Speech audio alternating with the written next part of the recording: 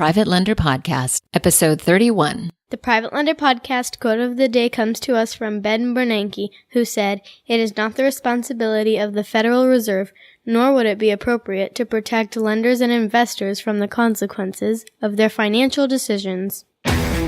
This is the Private Lender Podcast, the show that shares practical advice and know-how for new and seasoned lenders, from private mortgages on single-family houses to joint ventures on commercial projects and beyond. Discover details about investment vehicles that you won't find at your local bank or online broker. Listen and learn from private lenders and real estate investors, as well as from professionals and entrepreneurs, as they share the details, strategies, and the insight that allows for successful and prosperous lending. Now, get ready to increase your ROI. Here's your host, Keith Baker.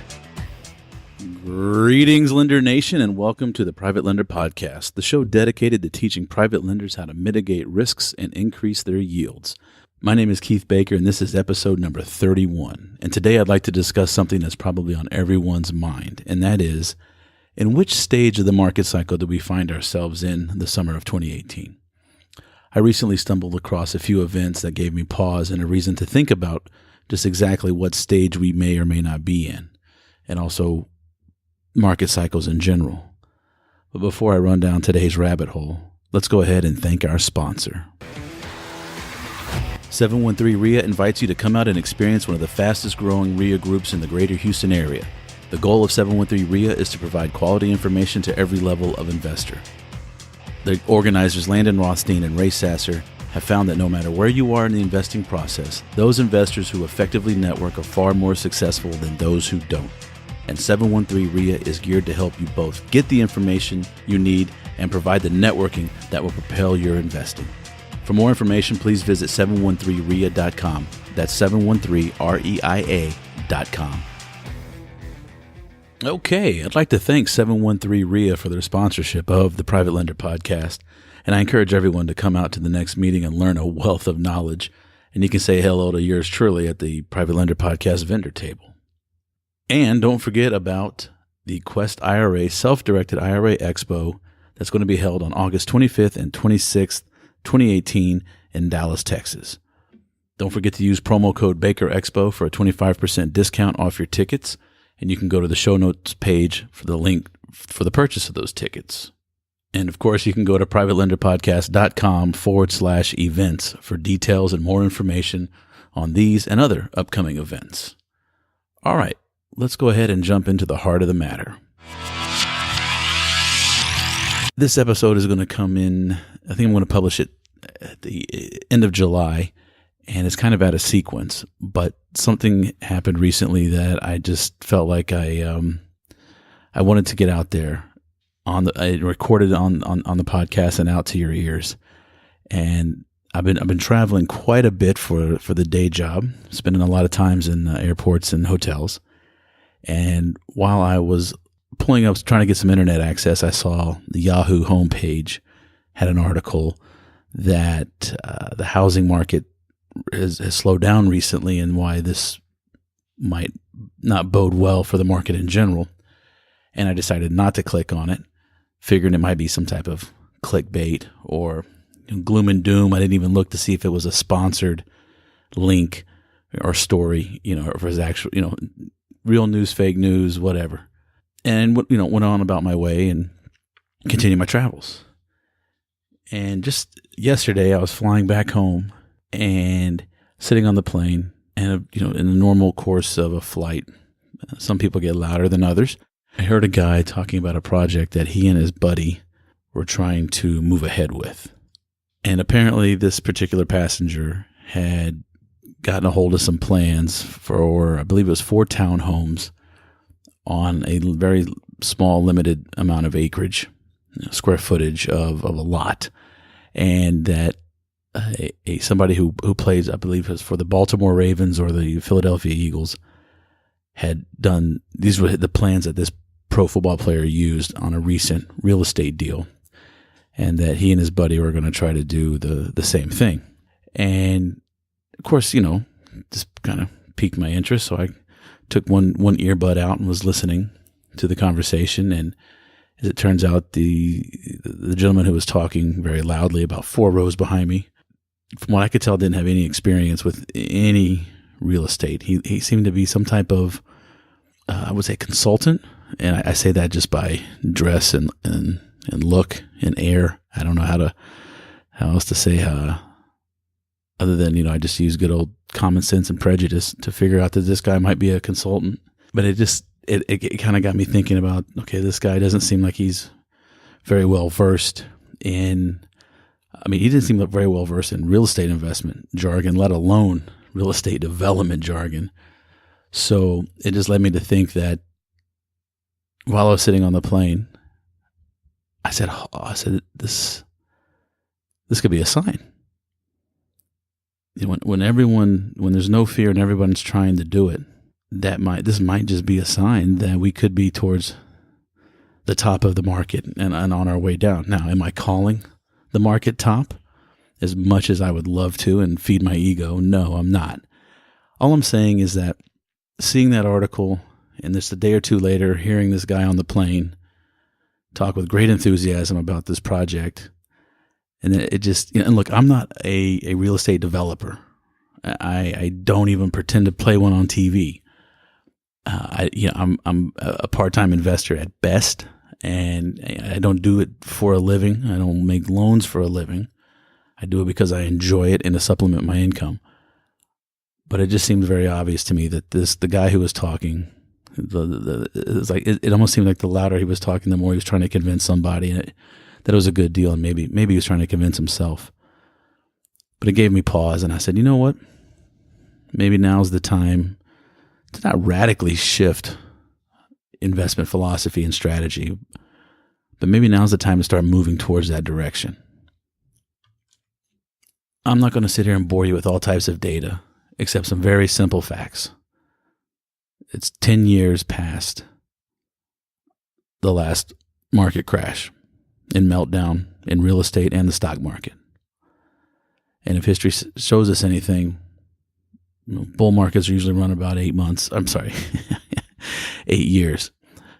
So by that logic, we are long overdue, and some people are getting skittish. And seeing something on Yahoo doesn't, that in and of itself doesn't readily register with me. But something about that article, or that headline that I saw, I didn't even read the article, but seeing that headline and listening to this guy on the plane, I can't help but wonder, have we rounded that corner? And look, we might not. We might have another 3, 4, 8 quarters. Who knows how much longer this can go, or 12, 16. Who knows how many quarters, how many years this may go. Or it could all shut down tomorrow. I don't know. I don't have a crystal ball. But I just can't help but feel that we might want to be a little more cautious going forward. So how is this going to affect my strategy and how I'm going to change things now? And then what I'm going to give you at the end, I'm going to give you a little kind of like, I guess, the seventh sign, so to speak. So when the gates of hell open, that I'm looking for before I hit the panic button. But to radically shift my investment philosophy isn't going to really change anything at this point. However, as loans come due and they become paid off, I don't think I'm going to be so eager to put them back to work just yet. And I'll tell you why. While I don't recommend anyone sit back and stay in cash, it is the safest of the safest positions. So if things start to unfold, I want to be holding cash. And not so much yes, to preserve what little wealth I have accumulated and what I use to make loans with. So, but preservation isn't my main concern at this point where we may be in the market cycle. But I figured if I get just a little more conservative, I'll have a little more cash that's going to be liquid, and I'll be able to jump on opportunities as they present themselves. So as long as I just kind of throttle back a little bit, the way my thinking is, I'll have some cash available, and I'll have some sitting back, ready to pounce when the time is right. Because I'm looking forward to that for sale sign, when there's blood in the streets and everyone's blaming predatory lending and blaming this, and there's a bunch of finger pointing going on. That's when great deals are made. That's when huge exchanges in wealth occur. And I want to be ready for that.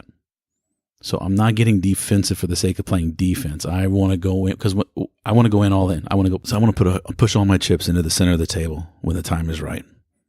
And I don't know if that's going to be in a month or in a year, but I can't help but think it's going to be soon. So rather than getting really tight on my lending, I'm just going to throttle back and try to hold a little more cash and see what market conditions bring us. See what the retail market has in store for us. This is times when, locking up money for 3 years at 8 or 9% might not be a bad idea. You can go finance somebody's owner finance deal, ride out the storm. Who's to say? I don't know. I just wanted to bring this up to everyone's attention, really to foster a dialogue, I guess. And I'd like to know what you think. If you're listening to this, please drop me an email at info@privatelenderpodcast.com. And just let me know what you think. If the real estate and the stock market run in cycles, and these cycles are a 9-inning baseball game, and the first inning is right after the crash, and the 9th inning is right before the crash, what inning do you think we're in? Right or wrong doesn't matter. Just curious to see what you, the listener, thinks. And to that point as well, you can use that email, info@privatelenderpodcast.com, to let me know what type of topics you'd like to hear.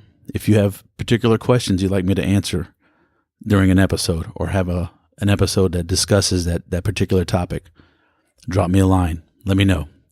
info@privatelenderpodcast.com. Well, that's going to do it for today. I hope you've enjoyed this musing, this rant, whatever you want to call it.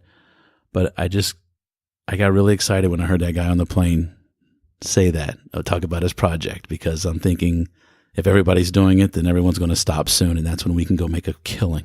And so, with the old adage being that pigs get fat and hogs get slaughtered, I think it's the pigs that get fat off the hogs after they die. So be ready, whether it be a month, a year, or 3 years from now. Who knows? But maybe it's time we start putting a little bit of healthy skepticism into the way we see the market.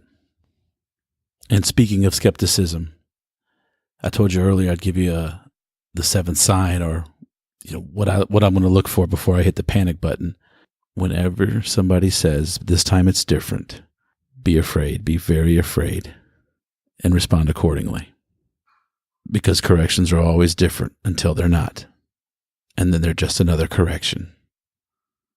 And with that, I wish you healthy, happy, and prosperous investing, and of course, private lending.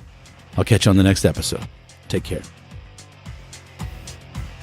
Thanks so much for listening to this episode of Private Lender Podcast with your host, Keith Baker. For more great content and to stay up to date, visit privatelenderpodcast.com. If you enjoyed today's episode, please rate and review, and we'll catch you next time.